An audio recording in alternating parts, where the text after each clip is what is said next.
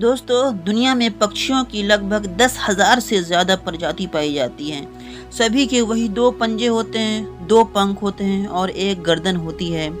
लेकिन इनमें से एक ऐसा पक्षी है जिसकी एक अलग ही पहचान है, जो आसमान का सीना चीर के हज़ारों मीटर ऊपर तकरीबन 120 किलोमीटर पर आवर की रफ्तार से उड़ता है, जो खुद के कई गुना अधिक वजन से शिकार को भी अपने पंजे पे दबोच कर उड़ता है। और यही कारणों की वजह से उन्हें पक्षियों का राजा भी कहा जाता है, जिसे हम बाज के नाम से जानते हैं। और एक बाज इतना ऊंचा मुकाम हासिल करता है कि अपनी ट्रेनिंग और अपने पूर्ण जन्म की वजह से अगर आप भी इस दुनिया में एक मुकाम हासिल करना चाहते हैं तो एक बाज को बाज बनने का पूरा सफ़र आपको जानना बहुत ज़रूरी है, क्योंकि 25 से 30 की उम्र तक आने के बाद भी लोगों को रिस्क लेने से डर लगता है। लेकिन एक बाज की जीवन की शुरुआत ही रिस्क से होती है, जिसकी उम्र में बाकी पक्षियों के बच्चे सिर्फ ची ची करना सीखते हैं। उस उम्र में एक मादा बाज अपने बच्चों को पंजों में दबोचकर हजारों मीटर आसमान की ऊंचाई में उड़ जाता है, उसे ये बताने के लिए कि तेरा जन्म आसमान का सीना चीर के सबसे ऊपर उड़ने के लिए हुआ है। तेरा जन्म पक्षियों का बादशाह बनने के लिए हुआ है। तेरा जन्म स्ट्रगल करने के लिए हुआ है। जमीन से हजारों मीटर ऊपर ले जाकर मादा बाज अपने पंजों से उसे छोड़ देती है और यहीं से शुरू होती है उसकी हाई रिस्क ट्रेनिंग। वो चूजा, वो बच्चा जमीन की तरफ तेजी से गिरने लगता है, थोड़ा नीचे आता है और उसके पंख खुलने लगते हैं। नीचे आते आते वो अपने पंख फरफराने लगता है, लेकिन वो अभी तक उड़ना नहीं सीखा है। वो जमीन से कुछ ही ऊपर होता है। ऐसा लगता है कि कुछ ही सेकेंड में उसका जीवन समाप्त हो जाएगा, मर जाएगा, क्योंकि छोटा बच्चा है और इतनी ऊंचाई से गिर रहा है। लेकिन अचानक एक पंजा उसे अपने गिरफ्त में लेता है और वापस आसमान में उड़ जाता है। वो पंजा होता है उसकी माँ का, जो उसके पीछे उड़ रही होती है। उसकी ये ट्रेनिंग तब तक चलती रहती है जब तक वो बच्चा उड़ना नहीं सीख जाता है। इतनी हाई रिस्क ट्रेनिंग होने के बाद इस दुनिया को एक बाज मिलता है, एक पक्षियों का राजा मिलता है। बारिश के वक्त जब सारे पक्षी आश्रय की तलाश करते हैं, तब यही बाज उसी बारिश में आसमान को चीरते हुए ऊपर निकल जाता है और बादल से कहता है कि तुम्हें जितना बरसना है बरस ले, कितना बरसेगा, और फिर नीचे आकर चैलेंज करता है। दोस्तों, एक बाज की उम्र लगभग 65 से 70 साल की होती है। जब वह लगभग 40 साल का होता है, तब एक परेशानी उसकी जिंदगी में मौत बनकर आती है, जो आपकी परेशानियों की तुलना में बहुत बड़ी होती है, क्योंकि 40 साल की उम्र में बाज की चोंच इतनी मुड़ जाती है कि उसे शिकार निगलने में बहुत परेशानी होती है।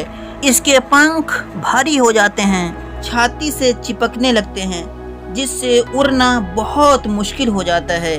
उसके पंजे लंबे और लचीले हो जाते हैं, जिससे वह शिकार को सही से नहीं पकड़ पाता। अब बाज के पास 3 विकल्प रह जाते हैं। पहला ये कि वो अपने शरीर को त्याग दे, खुदकुशी कर ले, दुनिया से मर जाए, चला जाए। और दूसरा ये कि दूसरों पे निर्भर हो जाए, गिद्ध की तरह छोड़े हुए भोजन पे निर्भर हो जाए। और तीसरा ये कि ये जो परेशानी आई है, कठिनाई आई है, उसका सामना करे, और जबकि ये परेशानी को इसको करने में बहुत ही पीड़ादायक और बहुत तकलीफदेह रास्ता है। लेकिन एक बाज तीसरा रास्ता, जो सबसे कठिन और पीड़ादायक और तकलीफदेह होता है, वो रास्ता चुनता है। और तकलीफ में होने के बावजूद भी वह अपने पास के सबसे ऊंची चोटी पे पहुंच जाता है। वहां पर अपना घोंसला बनाता है और फिर शुरू होती है परेशानियों को जड़ से उखाड़ कर आसमान में उड़ने का सफर।